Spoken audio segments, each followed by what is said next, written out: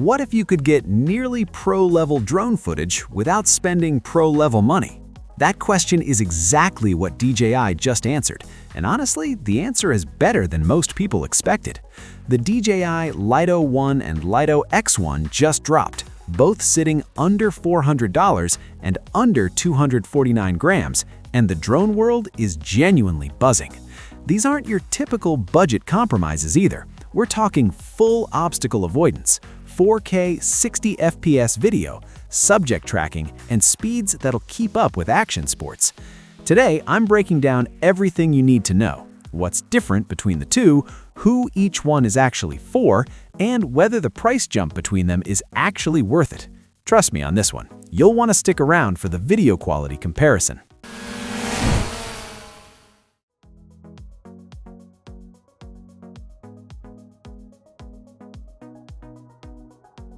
Let's talk about what you're actually holding when you unbox one of these. Both the Lito X1 and X1 share the same folding design, clean, compact, and light enough that most pilots won't need a permit to fly. You get optional prop shrouds for a little extra crash protection, and both drones pack omnidirectional sensors on the top and bottom for full 360-degree obstacle awareness. Here's where things get really interesting though. The Lito X1 takes it a step further with a forward-facing LiDAR sensor, which is genuinely unusual at this price point, and it also comes with 42 gigabytes of built-in storage on top of microSD support.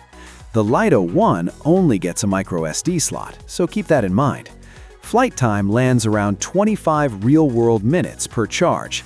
Not the advertised 36, but still solid for a sub-$400 machine. You know what's interesting? On paper, both drones fly at 26 miles per hour in normal mode and up to 40 miles per hour in sport mode, which is genuinely fast enough to track cyclists, skiers, or even slow-moving vehicles. But the real test is how they handle the unexpected. Branches, trees, anything in the way when you're locked onto a subject. The Lito X1's LiDAR sensor is a serious performer here, smoothly bypassing obstacles in real time, with only the occasional small twitch from ultra-fine twigs. The Lito X1 holds its own surprisingly well too, though it's noticeably less confident in tight forested conditions or low-light situations. Both drones also stay whisper quiet in flight, which is a huge win if you're filming near people, animals, or sensitive locations. This is honestly where the story gets most interesting. The Lito X1 is packing a larger 1.13-inch sensor with an f1.7 aperture, 10-bit D-Log-M recording, and proper HDR support.